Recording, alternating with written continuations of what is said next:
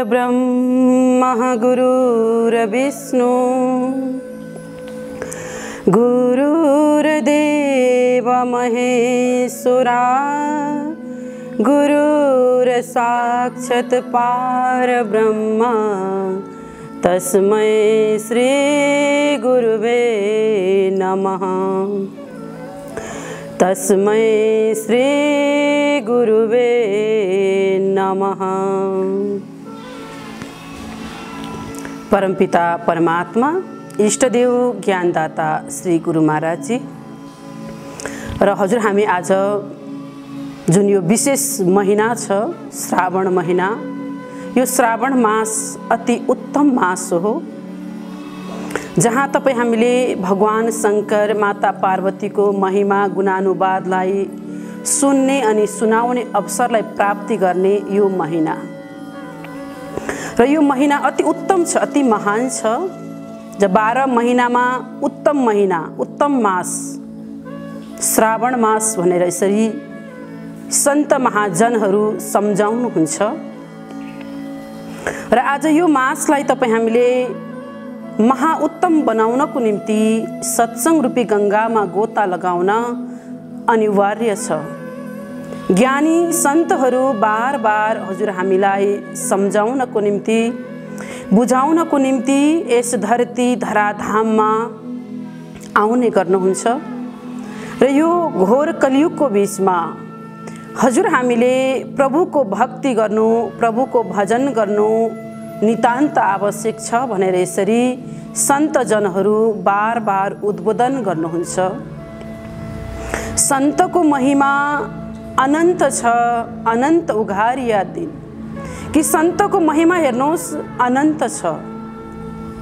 त्यो अनन्त सत्यलाई जान्नको निम्ति समयको ज्ञानी महापुरुष ज्ञानी सद्गुरुको शरणमा जाउँ। जब हामी ज्ञानी सद्गुरुको शरणमा जान्छौँ, ज्ञानी तत्त्ववेताको उपासमा जान्छौँ, तब मात्रै तपाईँ हामीहरूको जीवन सफल अनि सार्थक हुन सक्दछ।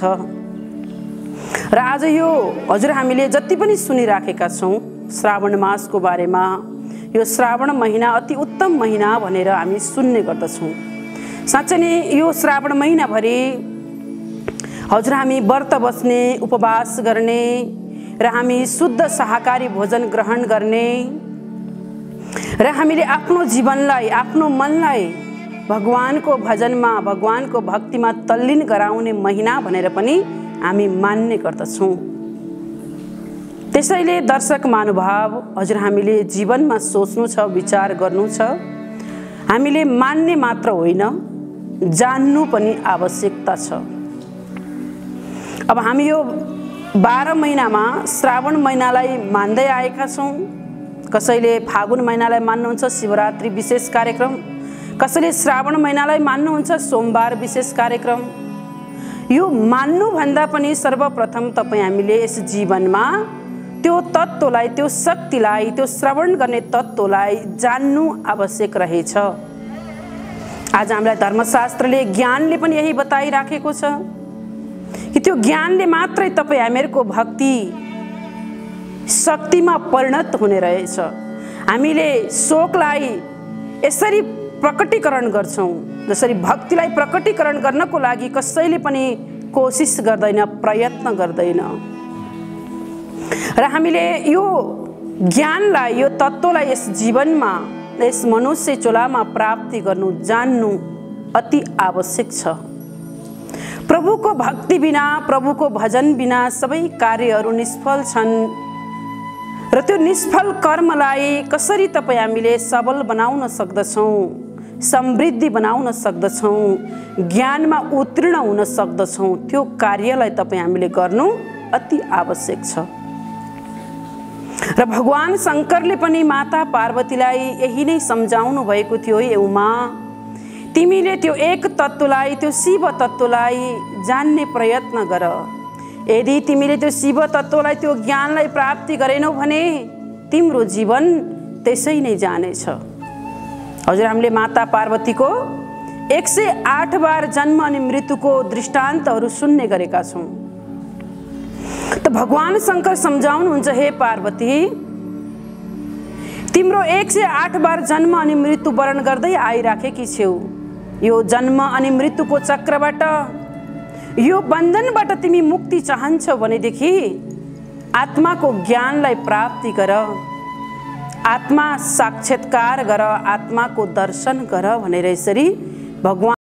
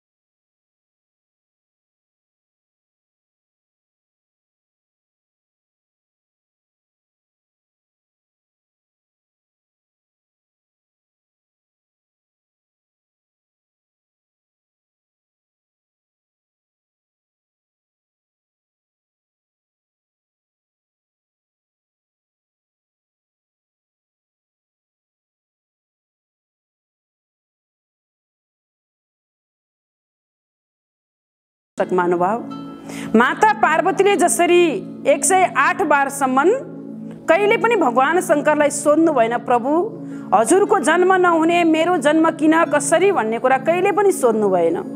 भगवान शङ्करले पनि बताउनु भएन।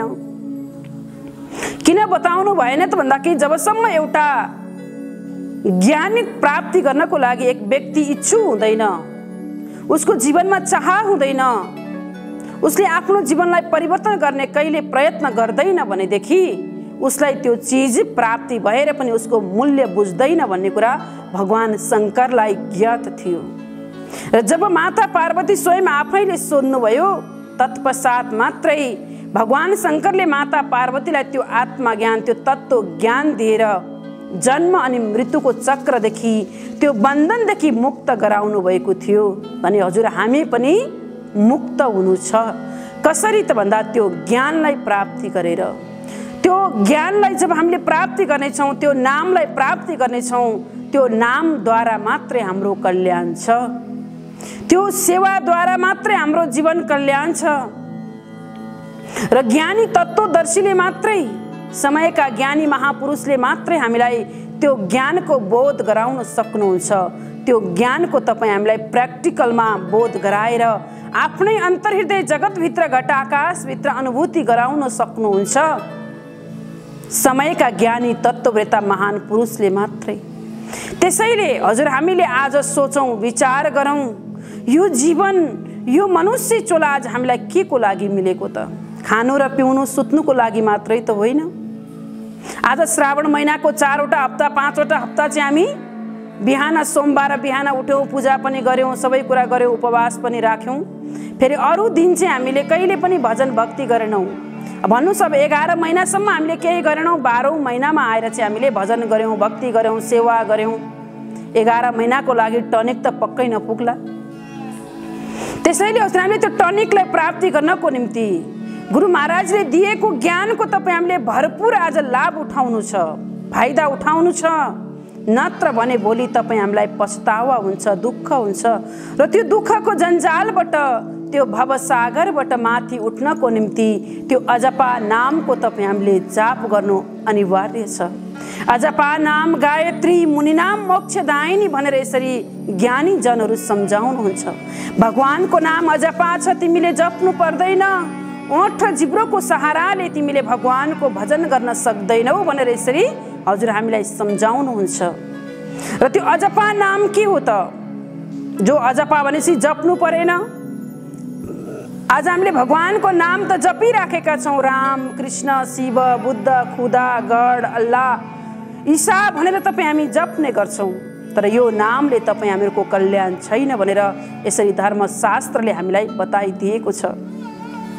नाना शास्त्र पठेन लोके नाना देवत पूजनम आत्मा ज्ञान बिना हे पार्थक सर्व कर्म निरर्थकम। हजुर हामीले यो शास्त्र पढेका छौँ भनेदेखि हजुर हामीलाई ज्ञात छ।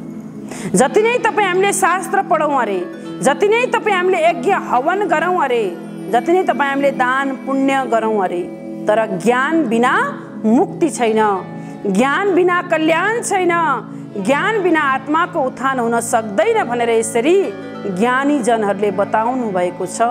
त आज तपाईँ हामीलाई ज्ञानी जनको वचन कहाँसम्म तपाईँ हामीलाई विश्वास लाग्छ, कहाँसम्म तपाईँ हामीले यसलाई मनन गर्न सक्छौँ, विचार गर्न सक्छौँ अनि व्यवहारमा उतार्न सक्छौँ, त्यो बाटोको तपाईँ हामीले खोजी गरौँ, त्यो बाटोलाई तलासौँ। अवश्य पनि तपाईँ हामीले पाउन सक्छौँ खोज्यौँ भनेदेखि। बाइबलमा बताएको छ, खोजोगे तभी पाओगे, दरवाजा खटखटाओगे तभी खुलेगा। जब हजुर हामीले यसलाई खोज्ने छौँ, सोध्ने छौँ, अवश्य पनि पाउन सक्छौँ। खटखटायौँ भने मात्रै ढोका खुल्नेछ। कोही मित्रको घरमा जानुभएको छ भने मित्रले तपाईँ आएको चाल पाएको छैन, थाहा पाएको छैन भने तपाईको लागि ढोका उसले खोल्ने छैन। तपाईँ कुनै मित्रको घरमा, साथीको घरमा, आफन्तको घरमा जानुभएको छ, ढोका गएर ढकढकाउनु भयो, फलाना म आइपुगे भनेर आवाज दिनुभयो भने तपाईको मित्रले तपाईलाई ढोका खोलिदिन्छ। यदि तपाईँ त्यो घरको वरिपरि गएर घुम्नुभयो, आवाज लगाउनु भएन, हजुरले कहिले पनि ढकढकाउनु भएन भने हजुरलाई ढोका पक्कै खुल्दैन। त्यसैले त्यो ढोका खोल्नको लागि हजुर हामीले ढकढकाउनु पर्यो। त्यसैगरी परमपिता परमात्मा परम इष्टदेव पनि हाम्रै अन्तर्हृदय जगतभित्र घटाकाशभित्र विद्यमान हुनुहुन्छ। सत्संग रूपी डङ्का बजाएर सन्तहरूले सम्झाउँदै हुनुहुन्छ कि तिमीभित्र भएको जुन कि काम, क्रोध, लोभ, मोह, अहङ्कार, मद, मत्सर रूपी त्यो कालो मैलो बादलले गर्दा तिम्रो अन्तर्हृदय जगतभित्र भएको प्रकाशलाई ढाकिदिएको छ, त्यो ज्योति स्वरूपलाई तिमीलाई ढाकिदिएको छ र तिम्रोमा भएको त्यो ज्योति स्वरूप हराएको छ र त्यसलाई खोल्नको निम्ति काम, क्रोध, लोभ, मोह, अहङ्कार, मद, मत्सरलाई तिमीले के गर्नु पर्यो त भन्दा सत्संग रूपी गङ्गामा गएर पखाल्नु पर्यो। जब गएर सत्संग रूपी गङ्गामा गएर यी सबै चिजलाई पखाल्ने छौ तब तिम्रो जीवनमा त्यो प्रकाशको दर्शन हुनेछ र त्यो प्रकाशको दर्शनको निम्ति आज यो जीवन तपाईँ हामीलाई मिलेको छ। त्यसैले धर्मशास्त्रले यसरी बताएको छ, बखान गरेको छ, परम प्रकाश रूप दिन राति नहीं चाहिए कछु दिया घृत बाती। कि एउटा यस्तो परम धाम छ जहाँ न कुनै बत्ती न दियो न सलेदोको आवश्यकता पर्छ। त्यहाँ रूप दिन राति 24 घण्टा अनवरत रूपमा त्यो प्रकाश तपाईँ हामी भित्र विद्यमान छ, जलिरहेको छ, तर यो आँखाले देख्न सकिन्न। र अन्तर्हृदय जगतभित्र प्रवेश गरेर, घटाकाशभित्र प्रवेश गरेर त्यो ज्योति स्वरूप लाइटलाई, त्यो परमपिता परमात्मा परम इष्टदेवलाई तपाईँ हामीले अन्तर्हृदय जगतभित्र नै प्राप्ति गर्न सक्दछौँ। आउनुहोस् समयका ज्ञानी तत्त्ववेत्ता महान पुरुषको शरणमा। जब हामी सद्गुरुको शरणमा जान्छौँ, ज्ञानी तत्त्ववेत्ता महान पुरुषको शरणमा जान्छौँ, तब मात्रै तपाईँ हामीलाई त्यो ज्ञानको भण्डार खुल्दछ। जब हामी त्यो ज्ञानको भण्डार खुल्छ, त्यो ज्ञानलाई तपाईँ हामी प्राप्ति गर्छौँ, तब त्यो ज्ञानमाथि तपाईँ हामीले मनन गर्नु, विचार गर्नु अति आवश्यक छ। बिना विचारे जो करे सो पाछे पछताई। बिना विचारेर कुनै पनि कर्म गर्छौँ भने भलै तपाईँ हामीले पछि गएर पछताउनु पर्छ। त्यसैले सन्तहरू भन्नुहुन्छ विचार गरेर कर्म गर।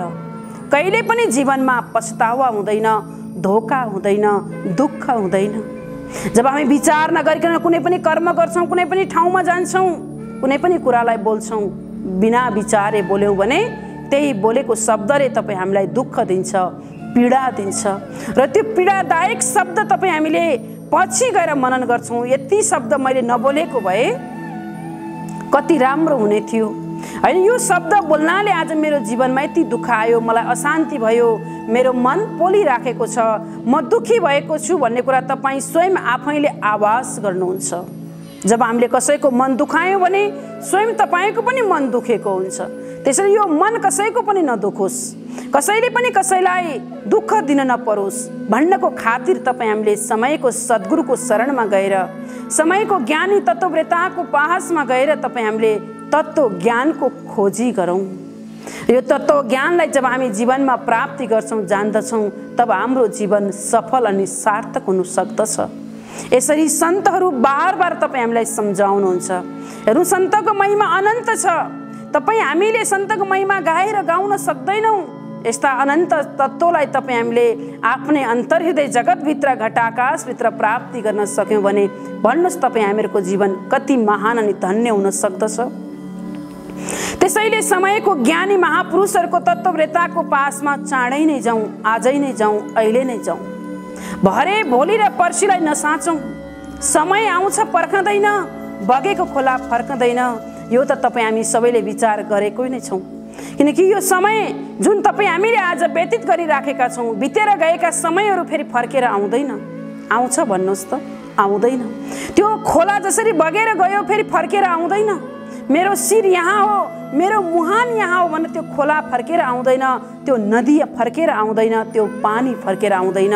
त्यसै गरी हाम्रो हातबाट गएको समय पनि फर्केर आउँदैन। त्यसैले समयको सदुपयोग गरौँ, समयको मूल्यलाई बुझौँ। समय बडा बलवान छ। समय आज यति महान छ। हेर्नुहोस् यो समयमा तपाईँ हामीले भजन गर्न सक्यौँ, भक्ति गर्न सक्यौँ, गुरुको सेवा गर्न सक्यौँ भने यो समय अति महान छ, अति उत्तम छ। यदि यो समयको सदुपयोग गर्न सकेनौँ भने आज समयको साथसाथमा तपाईँ हामीले पनि हार खानु पर्दछ। किनकि समयले साथ दिएन भन्छौँ।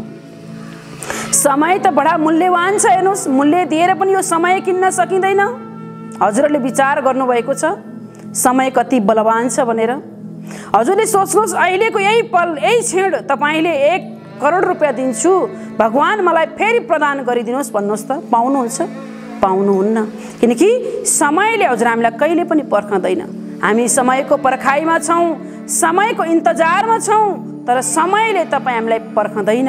त्यसैले ज्ञानीहरू भन्नुहुन्छ समय आउँछ। हेर्नु समयको सदुपयोग गर्नुपर्छ। यदि समयको सदुपयोग गरेनौँ भने भोलि दुःख पाइन्छ। त समयले डाँडा काटिसकेको छ, त डाँडा काट्यो समयले। हेर दुनियाँ, हेर दुनियाँ, समयले त डाँडा काटिसकेको छ। आज भोलि पर्सि गर्दा गर्दै जाने दिन आइसक्यो, थाहा छैन कतिखेर कुन बेला हो। त्यसैले ज्ञानी भन्नुहुन्छ कि तिमीले भगवानको अजपा नामको जाप गर। भगवानको नामलाई तिमीले जपिराख्नु पर्दैन, ओठ र जिब्रोको सहारा लगाउनु पर्दैन। त्यो अजपा नाम जो कि तिम्रो श्वास श्वासमा चलिराखेको छ र र त्यो नामको तिमीले हर पल हर क्षण सुमिरन गर्यौ भने फेरि यो जन्म अनि मृत्युको चक्रबाट तिमीले मुक्तिलाई प्राप्ति गर्न सक्छौ। त्यो मुक्तिको ढोका भनेकै आत्माको ज्ञान हो। त्यो आत्मा ज्ञानलाई जब हामी प्राप्ति गर्दछौँ, जान्दछौँ, तब हाम्रो मुक्ति र मोक्षको ढोका खुल्दछ। आज हामी संसारमा भन्ने गर्छौँ मरेर मुक्ति मिलिहाल्छ नि, होइन र? मरेर मुक्ति कदापि पनि छैन। सन्तहरू भन्नुहुन्छ, ज्ञानीहरू भन्नुहुन्छ, भक्तजनहरू भन्नुहुन्छ मुक्ति र मोक्ष मरेर हुन्न, शान्ति त आत्माको ज्ञानलाई जानेर हुन्छ। हामीले यहाँनिर विचार गरौँ त, मरेर मुक्ति मरेर मोक्ष कदापि छैन। यदि मरेर मुक्ति मिल्थ्यो भने धुन्धकारीले पनि मुक्ति पाउनु पर्ने थियो। हजुर, हामीले धुन्धकारीको कथा सुन्न पाउँछौँ।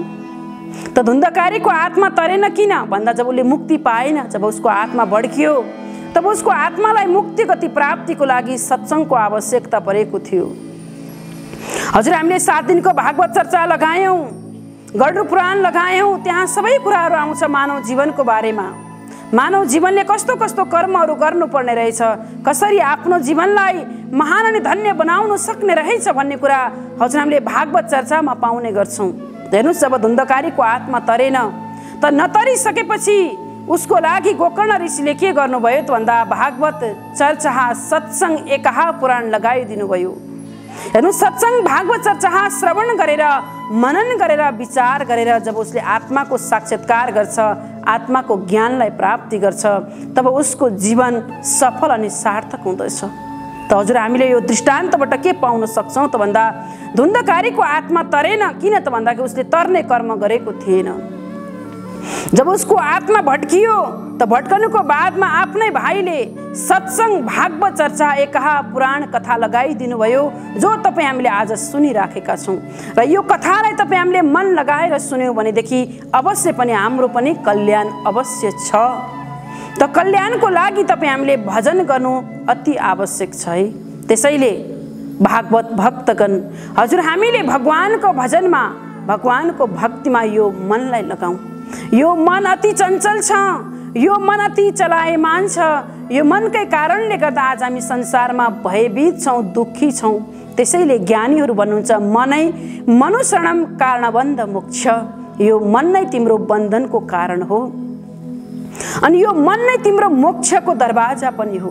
यो मनलाई तिमीले यदि परमात्माको त्यो अजपा नामको जापमा लगाइदियो भने अवश्य पनि तिम्रो मनको के छ, उत्थान छ। यदि यो मनले जे चाह्यो त्यही गर्यौ, राम्रो नराम्रो तिमीले छुट्याउन सकेनौ, त्यो दुःखको भुमरीमा तिमी अगाडि बढेर गयो भनेदेखि फेरि यो मनले तिमीलाई लगेर 84मा धकेलिदिनेछ। त्यसैले भन्यो मनै मनुशरणम, कि यो मन नै महान कार्यको लागि बनेको छ। यो मनलाई लगेर तिमीले त्यो कार्य क्षेत्रमा लगाइदेऊ, त्यो नाममा लगाइदेऊ, तब मात्रै तिम्रो आत्माको कल्याण छ। जब यो आत्माको कल्याणको निम्ति तिमीले बार बार सत्सङ्गमा गोता लगाउनु पर्यो, सत्सङ्गलाई श्रवण गर्नु पर्यो।